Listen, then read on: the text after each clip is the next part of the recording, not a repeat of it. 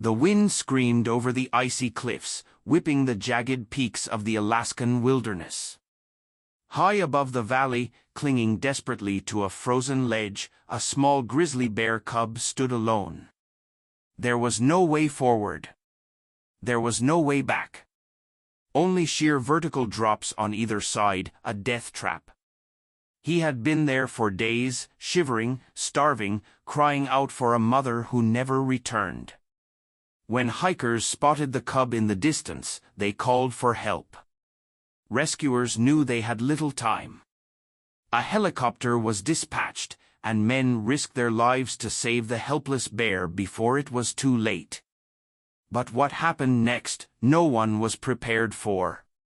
Stay with us, because this is one of the most heart-wrenching, heart-pounding rescues you'll ever hear about. Before we get started, be sure to subscribe to the channel, like this video, and turn on notifications. Your support helps us bring more real, incredible nature stories straight to you. The sun was setting behind the towering peaks, casting long shadows across the frozen slopes. It was beautiful, but it was deadly. High above the valley floor, a tiny brown bear cub stood frozen on a narrow ledge, its fur stiff with ice, its body trembling violently. It was exhausted, too weak to move, too scared to try. The storm had taken everything from it. The cub had been following its mother, stumbling through deep snow, struggling to keep up with her powerful strides. But when the blizzard rolled in, everything changed. The wind had been unforgiving, erasing tracks, burying scents, turning the world into a swirling white nightmare. And somehow, the cub had ended up here, a ledge no wider than a kitchen table. Above it, a wall of ice it could never climb. Below it, a sheer drop into nothing. Nowhere to go. Nowhere to hide. It cried out, a pitiful, high-pitched whimper that vanished into the howling wind. No answer. No mother. No warmth. Nothing but the relentless cold sinking into its tiny bones. If it stayed here, it would die. Miles away, in the valley below, a group of hikers was taking in the breathtaking view when something caught their eye. A shadow on the mountain. Too small to be an adult bear. Too still to be safe. One of them, a wildlife photographer named Jason Calloway, lifted his camera, zooming in. His stomach twisted. "Oh my God," he whispered. His friends gathered around, squinting at the small screen. "It's a cub," Jason said. "It's trapped up there." Silence. They all knew what that meant. Bears were strong, resilient survivors. But this one was too young. It had no way off that ledge, no food, no warmth. It was going to die. Jason didn't think. He grabbed his satellite phone and made the only call that mattered, a call that would set off one of the most dangerous and heartbreaking rescues ever attempted. As night fell, the cub curled into itself. Its heartbeat was slow, its breath shallow. The wind howled. The stars blinked in the freezing sky above. It had stopped calling out. Because it knew no one was coming. But far off in the distance, barely audible over the wind, came a new sound. A deep, rhythmic thump. Thump. Thump. Not the wind. Not thunder. A helicopter. And inside, men were coming. Coming for him. The rhythmic thump, thump, thump of helicopter blades cut through the frozen silence, growing louder as the rescue team approached the mountain. Inside the cockpit, pilot Mark Benson gripped the controls, his jaw tight. The radio crackled in his ear as his co-pilot, Sam Torres, scanned the cliffs ahead with binoculars. "I don't see it yet," Sam muttered. Mark didn't answer. His eyes flicked to the fuel gauge. They had maybe 40 minutes before they'd have to turn back. "Come on," he murmured. Below them, the valley was swallowed in snow and rock. The towering cliffs, jagged and unforgiving. Somewhere on that mountain, a tiny brown bear cub was clinging to life. If they didn't find it soon, they never would. On the ledge, the cub stirred. The wind had died down slightly, but the cold had sunk deep into its tiny frame. Its paws were raw. Its fur stiff with ice. It tried to stand, but its legs buckled beneath it. It didn't have much time left. And then, a deafening roar filled the air. The cub flinched, its ears pressing flat against its head. Above it, just beyond the edge of the cliff, a massive shape appeared through the swirling snow. A helicopter. The cub's body trembled violently. It didn't understand. The wind from the rotor wash sent loose snow flying in all directions, the noise drowning out everything else. The cub let out a weak, broken cry. Too tired to be afraid. Too desperate to care. And inside the helicopter, they finally saw it. There. Sam shouted, pointing. Mark cursed under his breath. That ledge is barely wide enough to land a squirrel. The cliffside was sheer ice and rock, a death trap for anyone who tried to get too close. They couldn't land. Which meant there was only one option. A rope rescue. Back at base camp, Rachel Carter and the other hikers stood gathered around the radio, listening in. Repeat, we have visual on the cub, Sam's voice crackled over the speakers. Rachel squeezed her hands into fists. They found it. She imagined it, the tiny brown bear cub, cold, scared, barely clinging to life. Are they going to get it? One of the hikers asked. No one answered. Because they all knew how dangerous this was. One mistake. One gust of wind. One slip of the harness. One miscalculation. And this rescue would turn into a recovery mission. In the helicopter, veteran rescue climber Jake Miller pulled on his harness. This is insane, Sam muttered, checking the lines. You're going to be dangling over a 1,000-foot drop, for a bear. Jake tightened his gear, his face unreadable. It's not just a bear, he said. It's a life. Mark kept the helicopter steady as the side door slid open, the freezing wind ripping through the cabin. Jake grabbed the rope, took one last breath, and stepped into the void. The wind swung him hard, his boots scraping against the rock wall as he descended. He looked down, and there, just a few feet below, the brown bear cub lay motionless on the ledge. Jake's heart pounded. Please don't be too late. The helicopter hovered above the jagged cliffside, its powerful blades churning up snow and ice, filling the air with a deafening roar. The tiny brown bear cub remained curled on the narrow ledge, its small body trembling violently. It was too weak to run, too exhausted to even flinch. Jake Miller descended fast, his body swinging with the force of the wind. The rope tightened as he adjusted his grip, his boots skimming dangerously close to the sheer rock face. You're coming in too fast, Sam's voice crackled through the radio. Jake ignored him. He didn't have time to be careful. The cub barely registered what was happening. The ground beneath it, cold, solid, unmovable, was the only thing keeping it from falling into the abyss below. But now, something new had appeared, a shape, a human. The cub let out a faint, hoarse cry. It had no strength left to fight. Jake landed hard, his boots barely finding purchase on the ice-covered rock. He pressed a gloved hand against the mountain wall for balance, then turned his focus to the bear cub.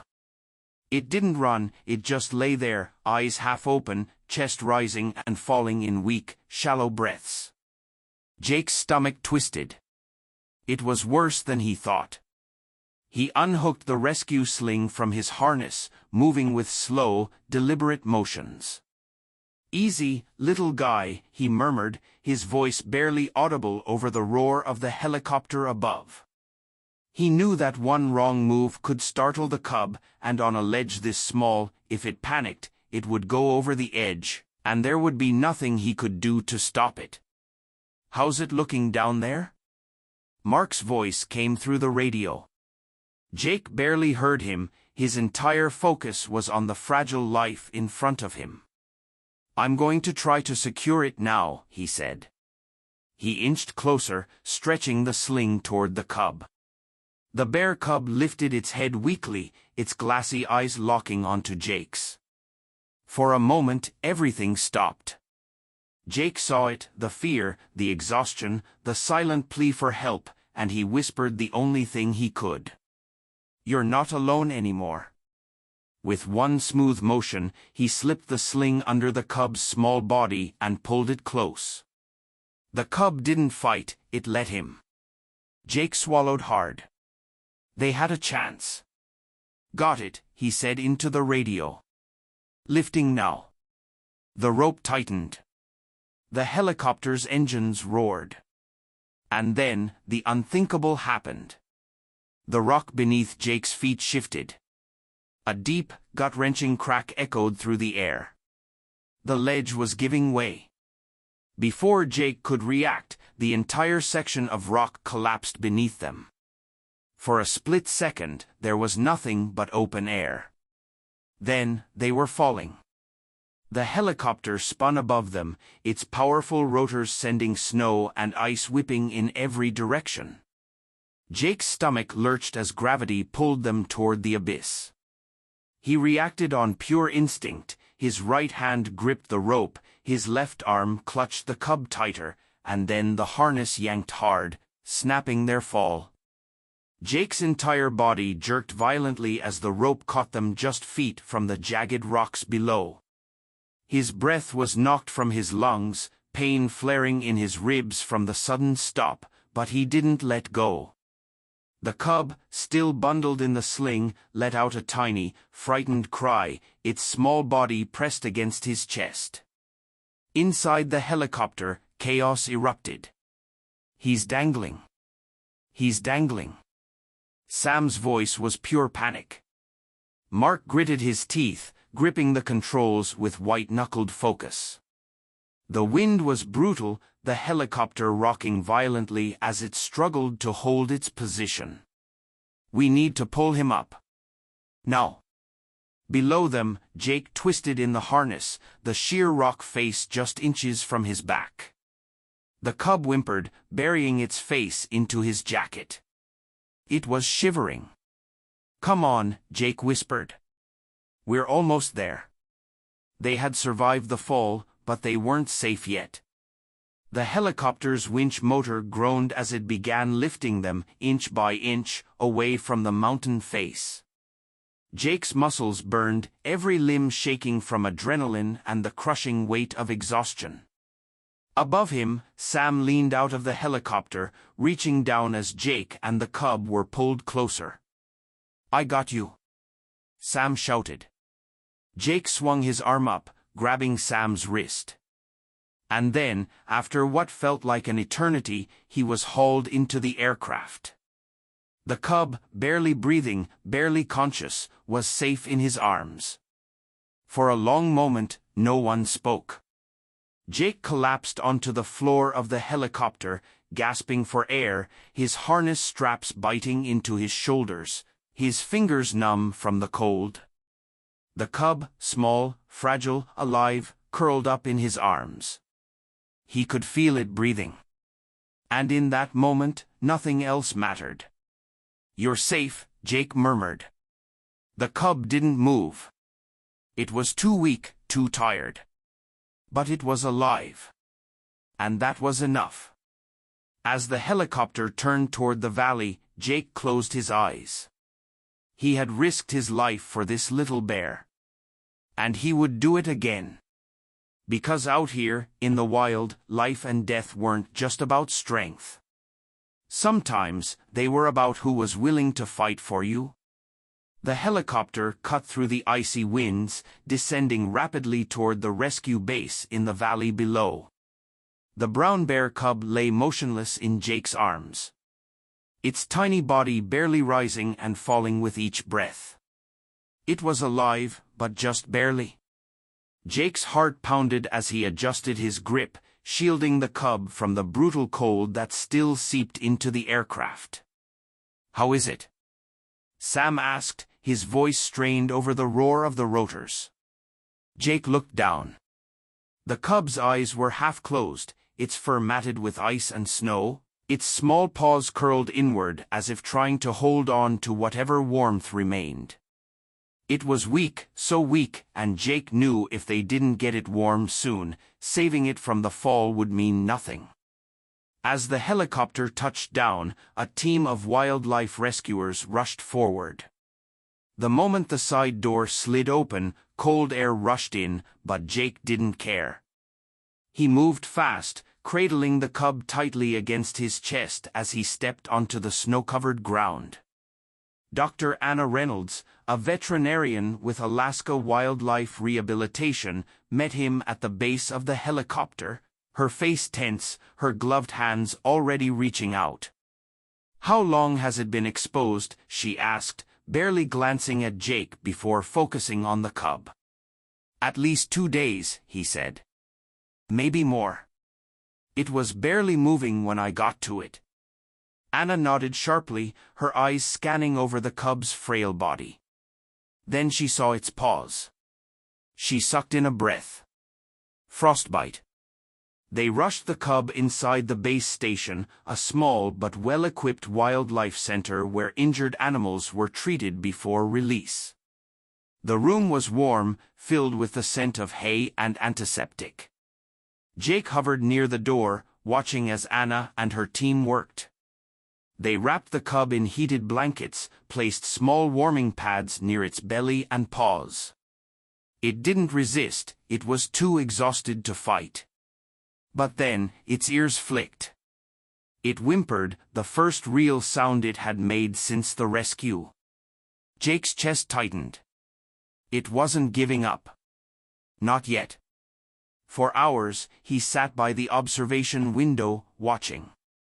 The rescue team monitored its heartbeat, rehydrated it, carefully massaged warmth back into its tiny limbs. And slowly, signs of life returned.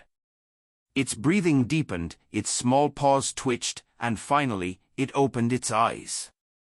Jake exhaled a breath he hadn't realized he was holding. He had saved it. But the fight wasn't over. Now, it had to survive the night, and no one knew if it would. The cabin at the Alaska Wildlife Rehabilitation Center was silent, except for the rhythmic hum of the heater. Outside, the night pressed in, cold, dark, and merciless. But inside, a tiny brown bear cub fought for its life. Jake sat in the corner, elbows resting on his knees, eyes locked on the small bundle of fur wrapped in heated blankets on the exam table. He had done everything he could. Now, it was up to the cub. Anna and her team moved quietly around the room, monitoring vitals, adjusting the heating pads, carefully massaging the cub's tiny paws to restore circulation. "Temperature's still low," one of the assistants murmured. Anna frowned. "We need it to stabilize soon." Jake clenched his jaw. He had seen animals pulled from the brink before, only to slip away just when they seemed safe. Not this one. Not after everything. The cub stirred. The small movement was barely noticeable, but Jake saw it. His breath hitched. Its tiny ears twitched. Its paws flexed against the blanket. Then, a sound. A weak, pitiful whimper. Anna's head snapped up. "That's a good sign." Jake stood, moving closer. The cub's dark eyes fluttered open, glassy and unfocused.